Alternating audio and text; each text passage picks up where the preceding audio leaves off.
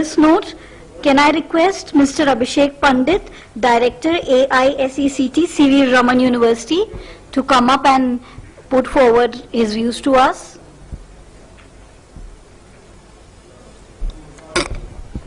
Thank you. Respected guests, ladies and gentlemen, and friends. I am Abhishek, representing Dr. C.V. Raman University in Chhattisgarh. I have a presentation, but I think I'll do without it. And what I'll focus here is, basically the topic that's given to us on research and innovation. Right. So Dr. C.V. Raman University is set up in Chhattisgarh. It's one of the first private universities set up in Chhattisgarh. And as an organization, we were always focused on providing education, skill development, literacy, training to the rural masses across the country. And in Chhattisgarh, we set up this university in 2006 in a tribal district in Kota, right? So our focus was again to provide higher education services to the rural community in Chhattisgarh. So that's the background of the university that came up in Chhattisgarh. And what I want to focus on in the next 5 to 10 minutes is that while we do a lot of research on medicinal plants, on high voltage transmission, etc. in the university, I don't want to focus on the academic aspects of the research that the university does. I'm sure many of the universities and our friends and colleagues here would be doing equal or better work than what our universities would be doing, my university would be doing back in Chhattisgarh.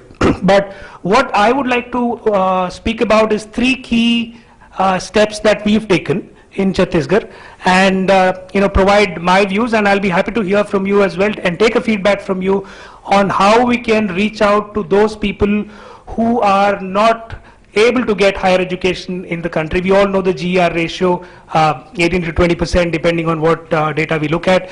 How do we increase that, being that, and provide quality education, of course, keeping quality in the forefront, right? So the first point that one of the innovations that we've done, if you may call so, is bringing in about education using radio.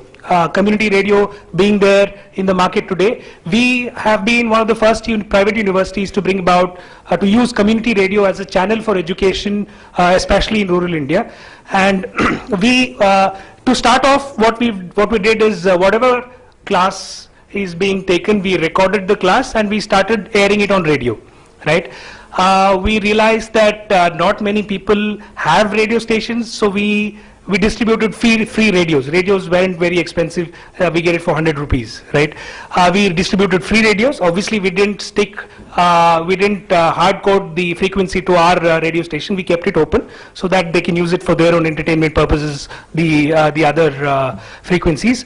But of course, we highlighted our frequency, and our radio is called Radio Raman, and that turned out to be very successful, and we realized that there were a lot of audience listening to our radio. Now keep in mind that the radios which was being used by students were not only from our universities. Chhattisgarh has a lot of other colleges and universities as well, and we were open to that. The idea was to reach out to masses. Any university, any college, we have given a timetable about our educational programs on our radio channel. You're free to listen and go through the classes. So that was one innovation that we brought about, and we believe that it is successful, and we are trying to see how we can bring in more programs, which are necessary for the people on the field and which are relevant for the people on the field. So this is something that I thought I'll put on the table.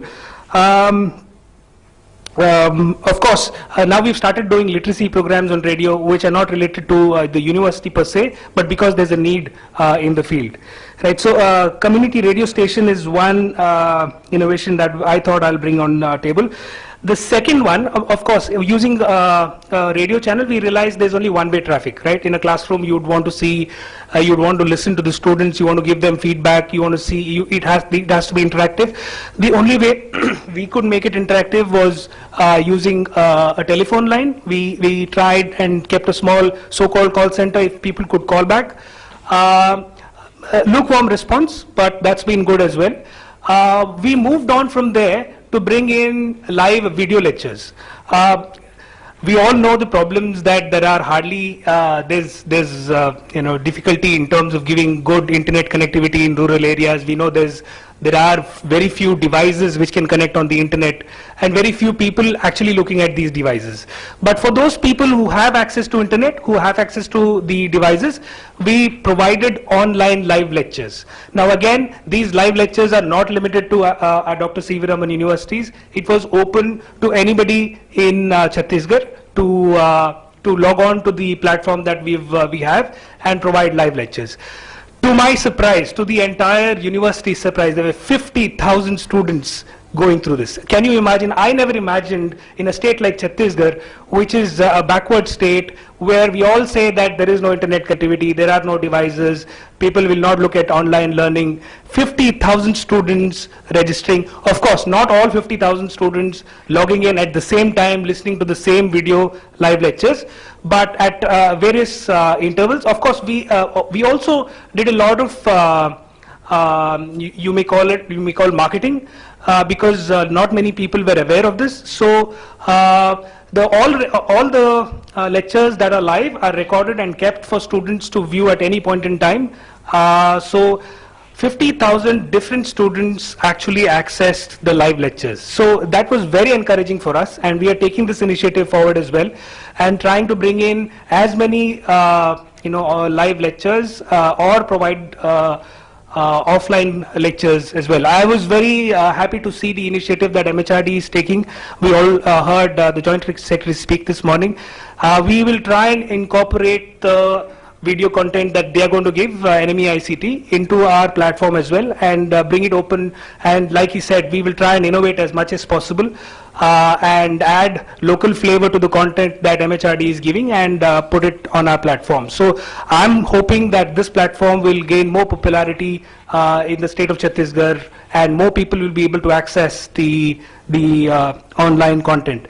Now, this is as far as reaching the unreached. That's the steps that we are trying to take. Of course, all of this is free. We don't charge the students to visit the website, or obviously listen to radio. Radio is anyway free. So that's as far as reaching the people are concerned. One other innovation that we've done, little more on the academic side, is in a state like Chhattisgarh, more than higher education, we realized vocational training is one of the key aspects for people to provide livelihood, and we realized that integrating vocational training to education is very important, and hence we've adopted NSQF in our university. So we've started providing programs which are vocational programs, completely in line with NSQF, level 1 to 10 of course, and this has been a very good, I mean, it's not an innovation, but a very good step that we've taken, and there's been a good response from the state of Chhattisgarh for NSQF related programs, primarily because it brings in vocational skills, and we've tried to tie in the industry as well. For IT, we have companies like Intel, Microsoft, who's joined with us to provide them not only content, but also try and help them provide employment. And similarly in other industries, Bosch and Schneider, etc. So there are there's industry and the university together using NSQF has been a very successful model. So these are the three key points that I thought I'll put it on table, not focusing on various other aspects of research that the university is doing on, like I said, high voltage electricity, transmission and medicinal plants, etc. This is just a thought that I put forward. I'll be very happy to interact and get more feedback from all the esteemed guests that are here, many of them running vice chancellors in good universities, and I believe this is a session where we can exchange notes and ideas and mutually benefit from the various activities that we are doing in our universities. Thank you so much for this opportunity. Thank you.